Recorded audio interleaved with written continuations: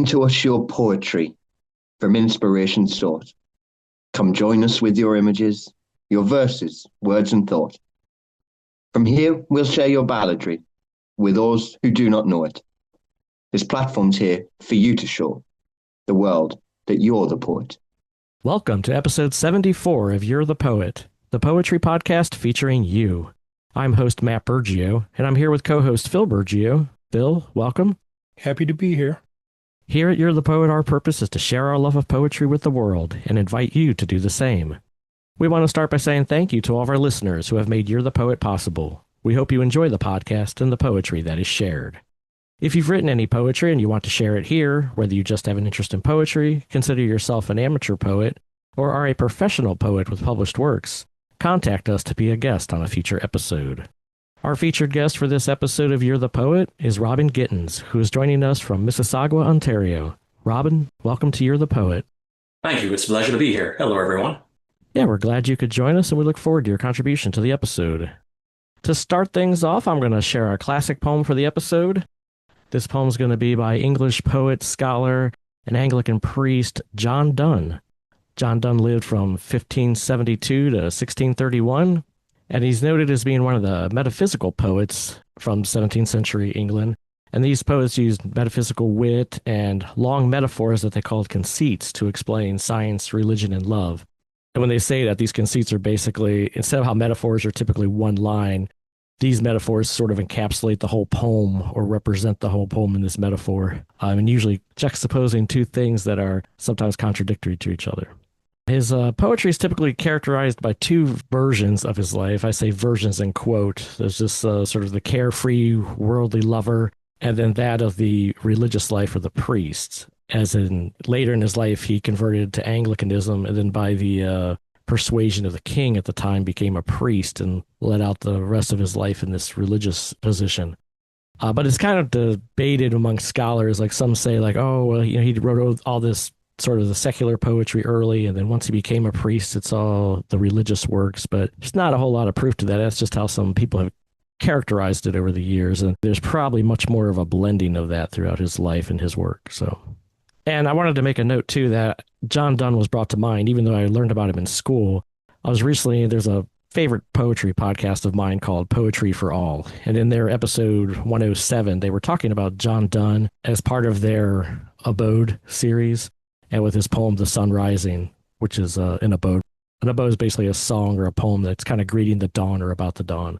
You can listen to that episode if you want to hear more about that and a detailed description of John Donne and some of his work. But I decided to choose a different poem, and this is one that most people are probably familiar with if you learned about John Donne in school, and it's called For Whom the Bell Tolls. No man is an island, entire of itself. Each is a piece of a continent, a part of the main. If a clod be washed away by the sea, Europe is the less, as well as if a promontory were, as well as if a manor of thy friends or of thine own were. Each man's death diminishes me, for I am involved in mankind. Therefore, send not to know for whom the bell tolls. It tolls for thee. John Donne. It's interesting. One of my favorite authors, Hemingway, uses this as a title for one of his books, For Whom the Bell Tolls. Yeah, definitely. I thought it was interesting that this poem is actually derived from a prose work that he did, his Meditation 17, where he talks about this whole concept of no man's an island unto himself, that we're all part of the greater world. That whole don't ask for whom the bell tolls, because it tolls for thee, because someone else dying is a part of you, is part of humanity dying. And I thought that's an interesting concept. And I actually remember writing a paper on this whole concept that we had to decide if we were an island or if we were part of a continent, and you had to write the paper in English class based on which side of the argument you were taking. Well, I read this a couple times before I came here. I never heard of John Donne, but now you gave his background. I'm looking at this from two sides. Like the intro to the thing is very, very strong. No man is an island. And part of here when talking about each man's death diminishes me. At first I thought, okay, is this like a metaphor for God? But then that was too easy. Then I started to think about the whole idea of spirituality, where, independent on what you believe, we are all connected. Our spirits are all connected to one source. Again, my belief, right? And every time one human is born, the spirit occupies that vessel. Where does the spirit go once we die? Okay. No, it's not the same thing here because this feels more permanent. The bell tolls for whoever dies, right? It's like the final bell. But I still keep feeling this whole spiritual thing happening here where like when you break away from that source, there's sadness. It's felt by everyone that's connected, every connection. When your human vessel passes, it returns. But yeah, that's somehow what I'm picking up from this. Like it's all about connection. We're all connected no matter what. And just like in the world today, we're all seeking connection and companionship, community. Unless you're still connected by whatever means, if you're still connected or you find a reconnection to that whole source, you're not going to feel when someone passes or someone is born. That's my takeaway from it. They talk about you have a soulmate. This gives me the impression like everybody's your soulmate. And if your soulmate passes away, you're diminished. Mm-hmm. And I get the feeling that if anybody passes away, we're diminished a bit. And I think there's two sides to this. You can look at it from that religious side, and John Donne actually talks about this. If you go and read, it's not very long, but if you go and read his Meditation 17, where he goes into more depth about this is sort of the condensed into a poem version. And he talks about a lot of that, the religious aspect of it, but also the society. And it's like, as Phil mentioned that, or as Robin, I picked up that from what you were speaking, that in the community, like if you picture like if somebody dies, even if it's not you, even if it's a friend or a family, there is that sense that we feel that loss and that we feel that grief. And so there's a lot of different ways you can look at it and interpret it. One more thing, I was surprised that he was a priest. I did not know that. Yeah, apparently he grew up in a Catholic family and then later converted to Anglicanism because that's what you did when the king said, we're now Anglican. And then the king later convinced him to become dean of this church or college there. I can't remember the details. I apologize. But yeah, so he became a priest and devoted his life to that for the second part of his life. Might I just throw out there, might seem silly, but the title is one of Metallica's popular songs from the Bell Tolls. Oh, yes. I did not know that. I knew that. And I knew about the Hemingway. I've actually read Hemingway's For Whom the Bell Tolls, and multiple times I've listened to Metallica's For Whom the Bell Tolls. There you go. All right. Well, from here, we're going to turn it over to Phil to share his poem for the episode. Okay. I wrote this poem while sitting on my patio, looking at my lawn that needed to be mowed, but I was admiring all the wildflowers. I don't call them weeds. They're wildflowers to me. It's called Wild Lawn. I wish my lawn would stay this height with carpets of flowers so brilliant and bright, purple and yellow and dotted with white. Food for the bees and the butterflies too, shelter for rabbits in a miniature zoo. But as the spring days quickly pass, I know I'll have to mow the grass, but I will leave patches of unmown hay to maintain the flowers that brighten my day. Philip Burgio. All right. Thank you.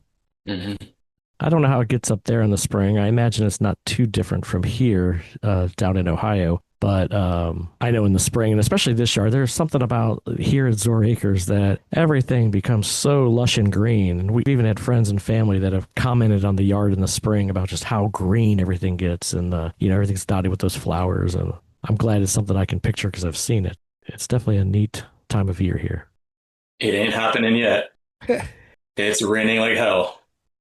Well, we've had a bunch of rain this week, too. I was really surprised.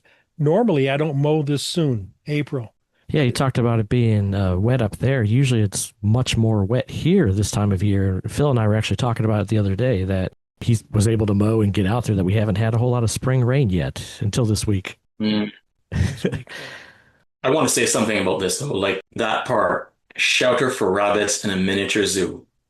It's always little things like that just like, I don't know if you saw my face, but I'm like, like that. I love that part. Oh. It reminds me of back home a little bit. I haven't been in a house for so long, but like growing up, like we had front and back lawn and my father was always mowing the lawns, using a spring trimmer and stuff like that. I haven't been in that environment for so long. It definitely takes me back. I can imagine, like if my father was a poet and inclined to all these things, I can imagine this going through his head. One thing about our yard, we've had all kinds of animals. One time I was looking in the backyard and there were rabbits and squirrels and the deer and the birds. Mm-hmm. And my granddaughter was here. She's a little Weezer at the time. And I says, look, it's like a Disney movie. All we need is a princess. She goes, that would be me. Aw. Very cool. Yeah, always all kinds of animals here. I'll do a shout out back to episode 3 of You're the Poet, where I share my poem Animal Sanctuary. It's part of my Zoracres collection here, and talking about this place being sort of a place of peace for the animals of the area, whether wild or domestic. That's what Zor means, place of refuge. Nice. All right, well, from here, I'm going to share my poem today.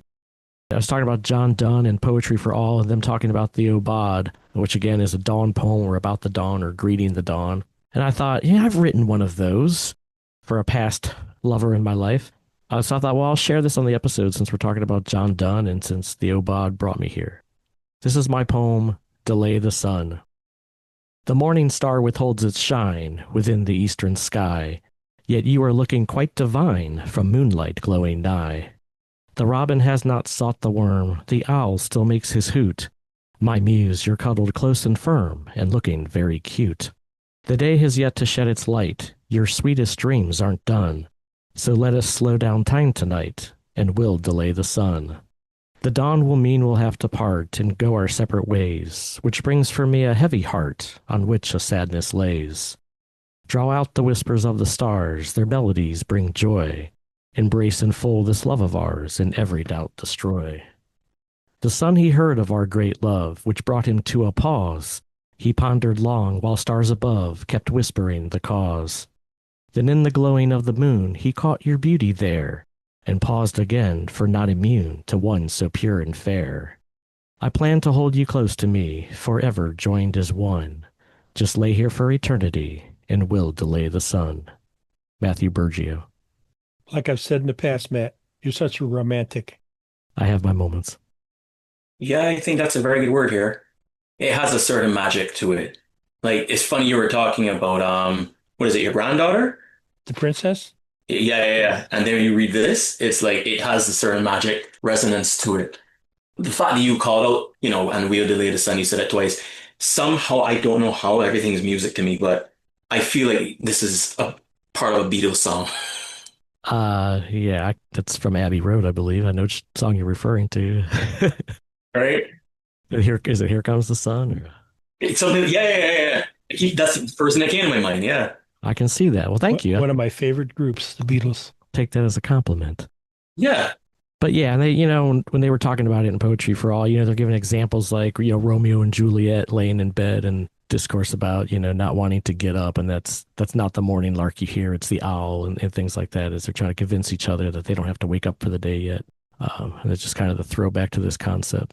Appreciate the insight there, guys.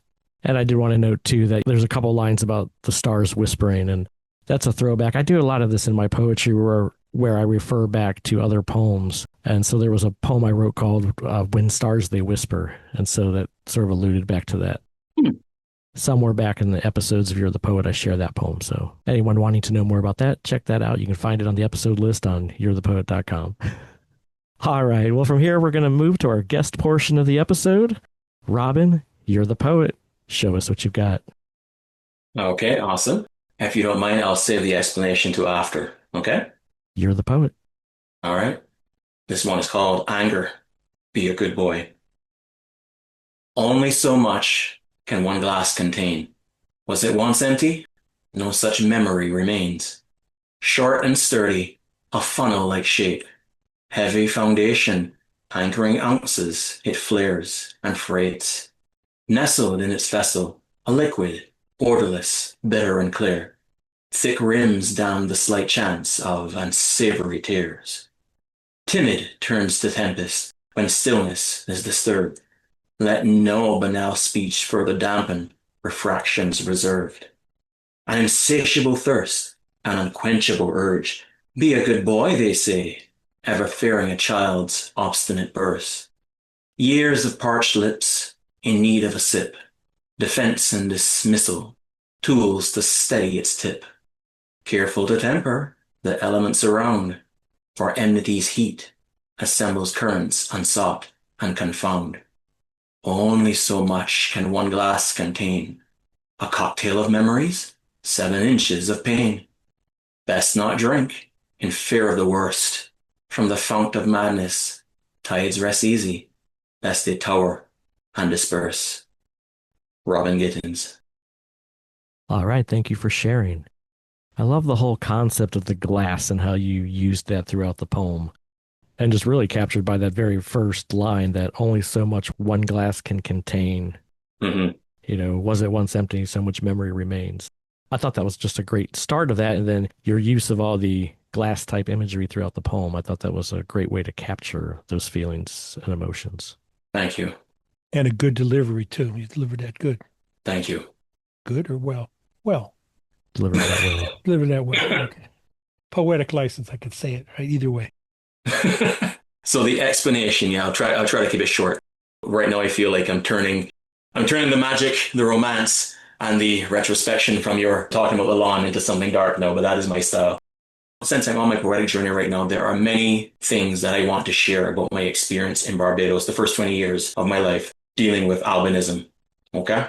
And this is part that, part culture, part experience with my family, mother and father. I don't have any brothers or sisters. But the essence is yes, the glass. And the 7 inches part is important because I want it to feel like a domestic glass rather than you're in a bar or anything, because this is all domestic.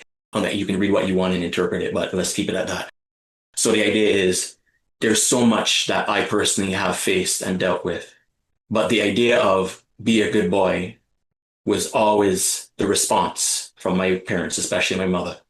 Don't talk back, don't fight back, keep your head in your books, study, don't say anything, ignore. That was not very good advice, but it's what they had. Okay, no hatred, no anger. Well, it's what they had. Okay, that's the tools that they had. But the truth of the matter is, this is for anyone. This is universal. There is only so much that anyone can handle and take and bottle up inside until something causes it to spill, to topple over. Okay? So this is essentially, we talk about capturing moments in poetry. This is essentially me looking at myself as a glass and waiting what could possibly happen from the outside to make this topple over. Don't try hard to keep it still. I use a lot of ocean themes, everything with water. Try hard. Be a good boy. Try hard to keep it still. Don't have any outbursts. Don't say anything. But that is not healthy because that is not how you deal with trauma. All right. I think you do a great job with that. Yeah, using the poetry to let it out. Yeah. What a great outlet. Yeah, we've gotten a lot of that, reflective, internal reflections and a lot of those things out here. And it's great to hear the poets be able to share that because, like I said before, it's not just healthy for the poet a lot of times to get that out there. But as you mentioned, it's universal and there's always people out there that can relate to the poem. And I believe that has a healing factor to it as well. Yes, sir. And I was going to add, I'm glad you pointed out the emphasis on the 7-inch glass because that part struck me when I was reading it. I'm not going to lie, I actually Googled like how tall a pint glass was and things like that because I was curious about this specific use of 7 inches. Mm-hmm. I was caught by that. So there was something that caught my attention and made me think about the use of it. I take that as a compliment. Yeah. Good. I'm glad you commented on that because I was like, okay, well, apparently that was meant there for a reason because it struck me and I was like, it had me Googling like how tall a pint glass was and things like that as I was trying to picture this glass and things. So And how tall is a pint glass?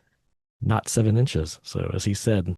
No, but you see what you said. How tall is a pint glass? Right. Exactly. I think because that's, initially that's what I was picturing. But then when I looked it up and I was like, okay, well, pint glass is not 7 inches. I was like, so what else are we talking about here? So I thought that was neat. And I'm glad that you mentioned that in the comments there.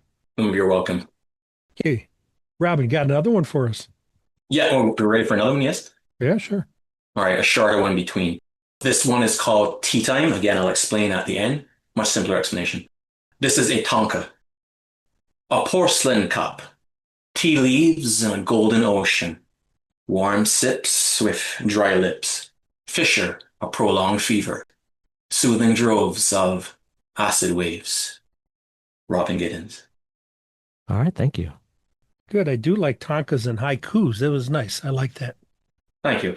So the only unfortunate thing is that there's some similar language as the other one, but you can see again, water elements related to that. But no, this, as simple as it is, the story behind this is actually pretty significant. So first things first, I'm talking about chamomile tea, okay? And the soothing droves of acid waves is acid reflux, okay? So I'm 43 now, I think. When I was still back home around 18, 19 years old, This was the year I was coming up to Canada, 2003, and we had a very bad stomach flu circling around the island, like various places, right? And things spread really fast. I have a very big problem with bleh, right? Very like afraid. I would do whatever I can to not do that. But everyone around me was going through this.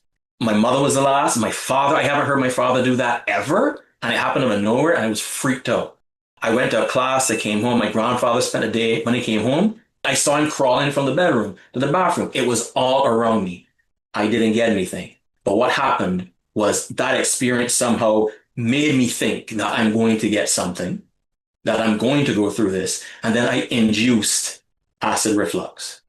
And it lasted for like 2 years. Like even when it came up here, like I had this thing, I had to have these anti-acid pills all the time. I'm out of that for years now, but that's what happened. Like it bothered me so much. And my mother always believed like the older people in the Caribbean, she believed in the older people, it's always herbal tea. And chamomile with lemon, ginger, very good for soothing your stomach issues, right? So I wrote that paying homage to that experience. Very cool. It's actually a pretty good story. I mean, despite the sickness and everything, I like hearing the story of that. And it's amazing what the mind can do, isn't it? About how we kind of bring these things upon us. Yeah. I thought that was interesting. Like Phil said, I always too enjoy the tanka and the haiku. And like you said, even though it's short, there's a lot of meaning in there. And for anyone that likes tankas, episode 50 was a tanka special that we did here on You're the Poet, where our past guests submitted their version of the tanka and some thoughts on it. So if you like the tanka, check that out. But very good poem here. And like I said, I just find it interesting how we manifest these things mentally into our lives. It's interesting, yes. All right, well, before we move on to the third poem, tell us a little bit about your poetic journey. Okay, so let me try to keep it short because I do love to talk, but I'm mindful.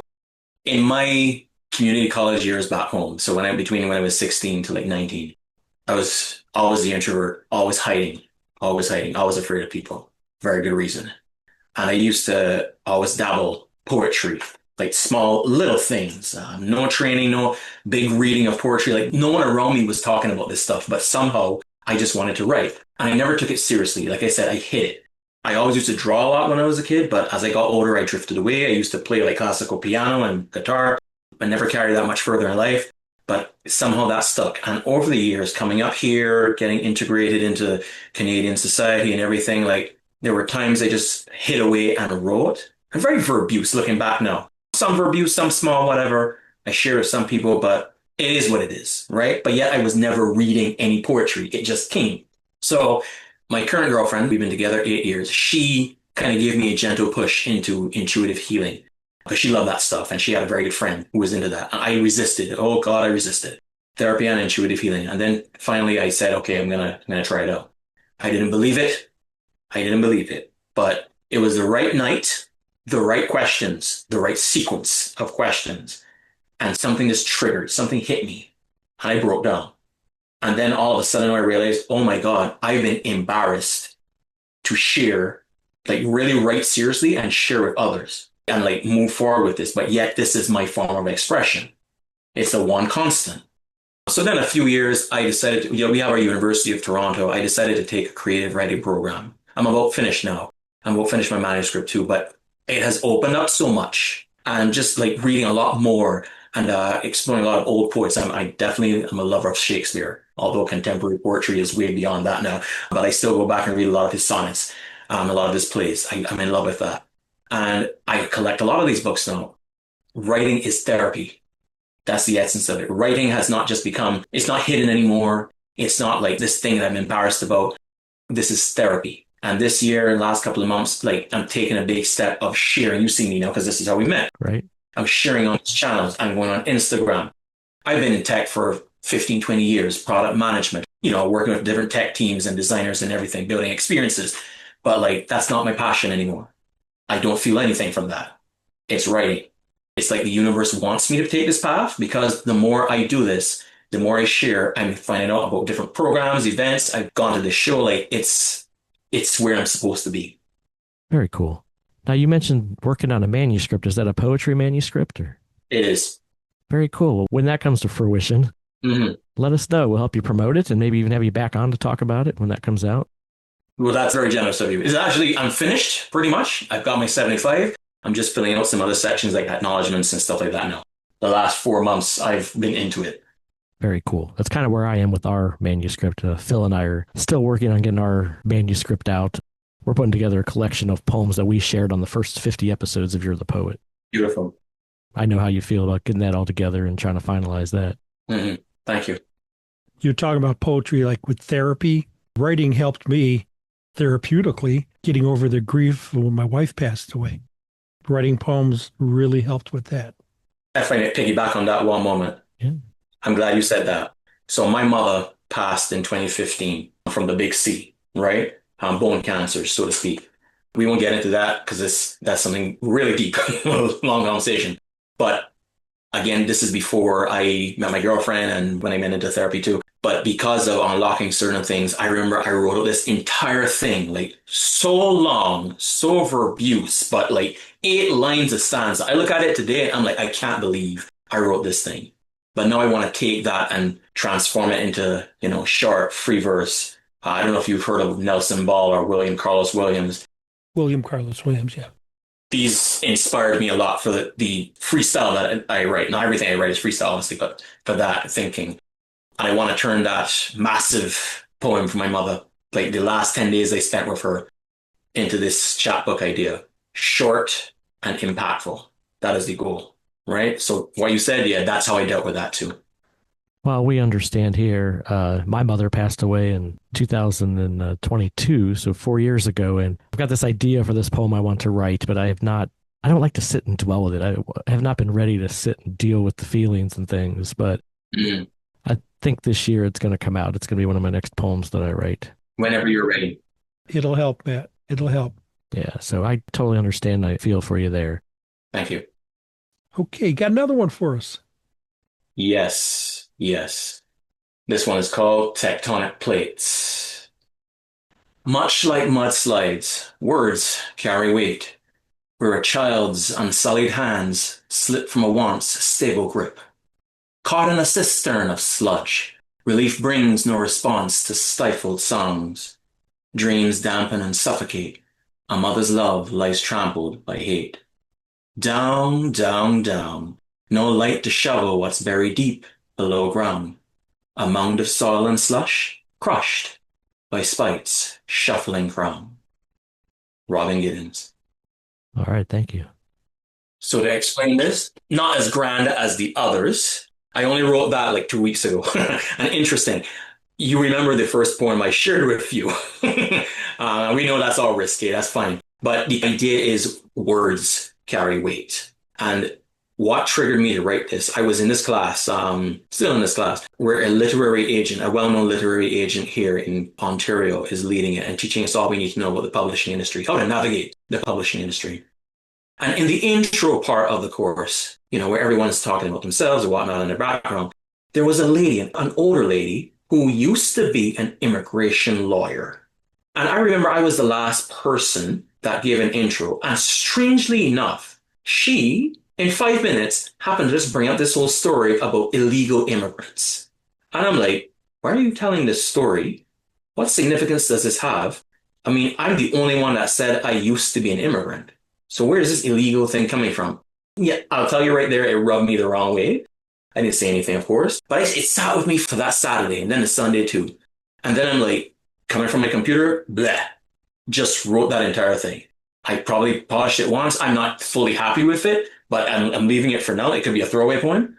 But the essence is there. Words carry weight. And why am I using the metaphor for a landslide? Because that's how deep it can carry you, those words. And what's that? Let me look at it one more time. The part there about a mother's love. Okay. But that's exactly what it is. Love, mother's love, whatever, doesn't do anything. The words hurt more than possibly a gunshot and stabbing. You know what I mean? Like the words are strong and it just pushes you down, down, down. No love, unless you seek help. We know from therapy or whatnot, that love is not strong enough. Good explanation. Yeah, and I like the imagery of the down, down, down. It had me thinking about a recent poem I heard by Ryan Morgan, where he continuously in his poem uses the phrase up, up, up, because he's talking about things above and the higher celestial, and whatever, like looking up. And I understand. Yeah. I like this sort of as the inverse of that, is the down, down, down, is how there are these things in life that can bring you down. And, a lot of people, you got to watch the tongue. There's a lot we do with the tongue, for whether it's for healing or for hurt. Mm-hmm. And I think a lot of people forget about how deeply the tongue can cut and how long those type of things can stay with you. We talked about how the mind works earlier when you were talking about the Tetonka. Right. When you hear these things, sometimes it's hard to let go. You can't always just brush off what you hear. And so people need to be mindful of what they're saying to others.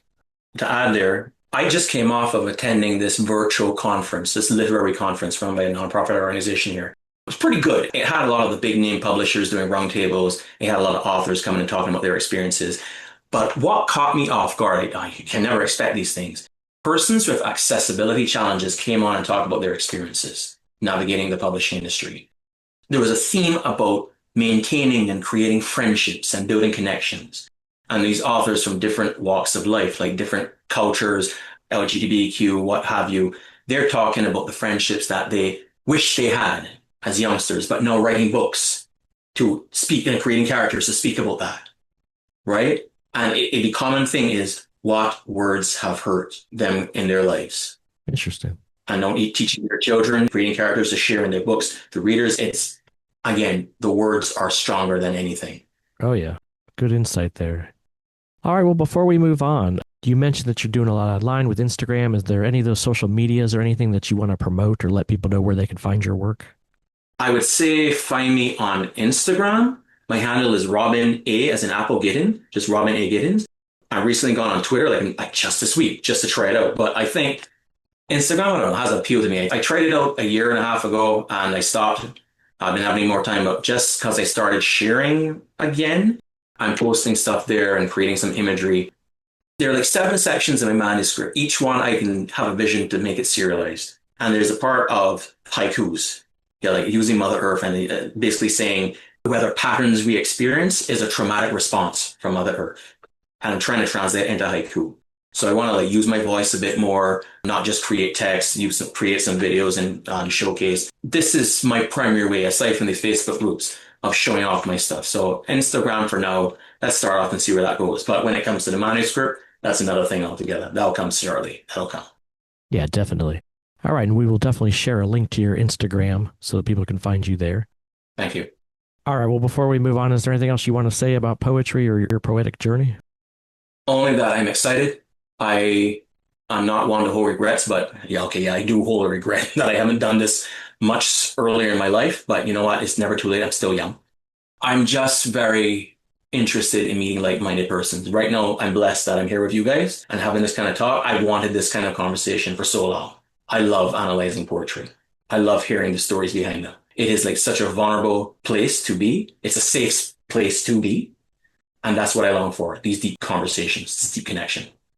Awesome. Well, yeah, I definitely have seen you on our You're the Poet community page. Like you said, I believe that's where we started talking. Yeah.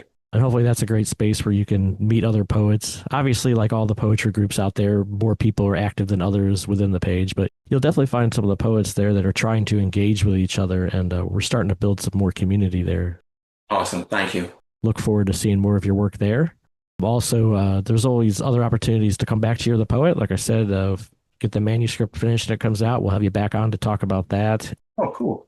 We might have you on around the table. Sometimes we get a group of poets together. If you love that community concept, every so often we get a group of poets together for an around the table, as we call it. And we share a poem and do what we're doing here, but with a group of like 6 or 8 of us. I like that. Workshop almost. Yeah, it's fun. It's good. It's a good way to build community. All right. Well, as we move on, I'm going to turn it over to Phil. He's got a little feedback to share. Okay, this feedback comes from my friend Kathy H. Lives in Michigan. She commented on one of the podcasts, I believe it was with Loris Loren, and we mentioned Henry David Thoreau. We were talking about Thoreau, and she commented that she really liked that podcast because she's a big fan of Thoreau, and it was nice to hear us discussing him, and not just the poetry, but the roots of his poems and things like that. All right. Well, thank you, Kathy, for giving us that feedback. All right, as we wrap things up, we want to let our listeners know we're grateful that you've taken the time to tune in. We hope you're enjoying the poetry shared here, and if you haven't already, please subscribe to the podcast and share it with others. If you would like to support You're the Poet and what we're doing here, there are a couple of ways to help. You can find links on our website to our Buy Me a Coffee patron site, as well as our You're the Poet store, where you can buy You're the Poet merchandise and share your love of poetry with the world. Thank you for your support as we continue to grow. Please check out our website and various social media outlets to keep up to date with You're the Poet. You can find us on Facebook, Instagram, YouTube, and our website, you'rethepoet.com. To inquire about the podcast and being a guest, or to send us feedback on an episode, send us an email to host@you'rethepoet.com. Until next time, Phil, thanks for joining us. Happy to be here. Robin, nice to meet you. Thank you very much. I enjoyed it all. Yeah, Robin, thank you for being our guest. Thank you, guys. Goodbye.